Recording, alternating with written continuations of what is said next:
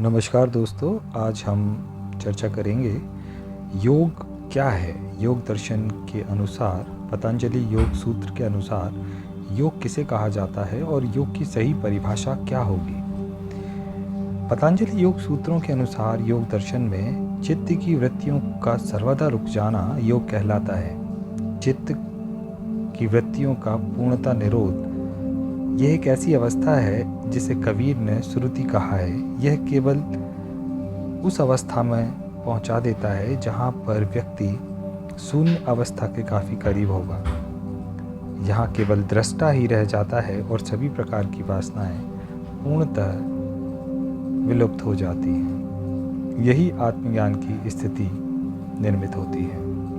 आत्मज्ञान जो आत्मा से संबंधित प्राप्त होगा आत्मज्ञान की स्थिति बनाता है। लेकिन यह योग की कुछ बड़ी अवस्थाएं हैं जहां एकदम से नहीं पहुंचा जा सकता, धीरे धीरे ये अवस्थाएं प्राप्त होती हैं। योग अनुसार प्रकृति का जब पुरुष के साथ मिलन होता है, प्रकृति अर्थात चेतना, पुरुष अर्थात आत्मा, तो जड़ प्लस पुरुष जब बनता है तो यह पूर्णतः योग बन जाता है।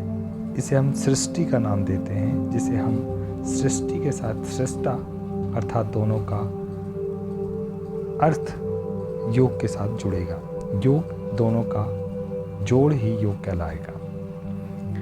कैवल्य अवस्था या मोक्ष, जैसे हमने कई बार इस चीज़ का उपनिषद के साथ में, पतंजलि योग सूत्रों के साथ में, पतंजलि दर्शन के साथ में, योग दर्शन के साथ में जब हम इनका अध्ययन करते हैं तो हमें ज्ञान होता है कि योग को कई भागों में, कई प्रकारों में विभाजित किया गया है। जैसे राजयोग है, ज्ञान योग है, हठ योग है, कर्म योग है, संन्यास योग है, भक्ति योग है, बुद्धि योग है, नाद योग है, क्रिया योग है, बिंदु योग है, ध्यान योग है। ध्यान योग, क्रिया योग, कर्म योग और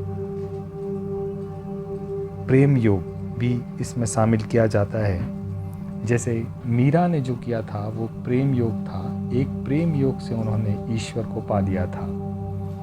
ज्ञान योग में ज्ञान प्राप्त होता है और हठ योग इन सभी से मिलकर बनता है, जहाँ पर योग की कठिन अवस्थाओं को प्राप्त करके ईश्वर तक पहुँचने का रास्ता बनाया जाता है। इसी प्रकार अष्टांग योग जो है, इसके 8 नियम का वर्णन किया गया है। यही महावीर के सांख्य दर्शन में भी वर्णित है। वहाँ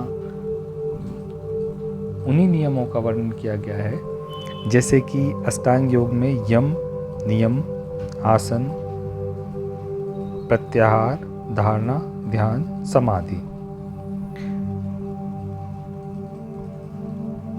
इन 8 नियमों के अनुसार, अष्टांग योग के 8 नियमों के अनुसार यदि कोई व्यक्ति योग पूर्ण करता है तो वह कैवल्य अवस्था या मोक्ष की प्राप्ति कर सकता है। इन सभी प्रकार के योगों में एक बात बहुत ही सरल प्रकार से समझी जा सकती है कि जीवन का अर्थ केवल मोक्ष प्राप्ति नहीं, बल्कि उस मार्ग को सुगम बनाना है जो जीवन को चलाने के लिए महत्वपूर्ण है। यदि हम जीवन के मार्ग को सुगम बनाते हैं तो जीवन न केवल सुगमतापूर्ण एक उपलब्धि को प्राप्त होता है, बल्कि उसका जो मंजिल होगी, उसकी जो प्राप्ति होगी, वो भी काफ़ी सरल और ईश्वर तुल्य होगी। योग दर्शन, अष्टांग योग दर्शन और अन्य योग भी यही निर्देशित करते हैं कि योग के द्वारा जीवन को सरल से सरल रूपों में प्राप्त किया जा सकता है। सामान्यतः लोगों की ये धारणा होती है कि योग का अर्थ कुछ इस प्रकार की क्रियाएं हैं जो समाज में या संसार में रहकर नहीं की जा सकती। यह कार्य उन लोगों द्वारा किया जा सकता है जो बुजुर्ग हैं या अधिक उम्र के हैं, बच्चे या